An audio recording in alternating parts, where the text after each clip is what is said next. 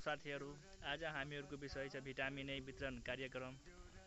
Vitamin A वितरण कार्यक्रम 1993बाट सुरु भएर नेपालभरि लागू भइसकेको छ र यो भिटामिन ए सालको 2 पल्ट खुवाउनु पर्छ अनि महिला सामुदायिक स्वयंसेविकाले खुवाउने हो।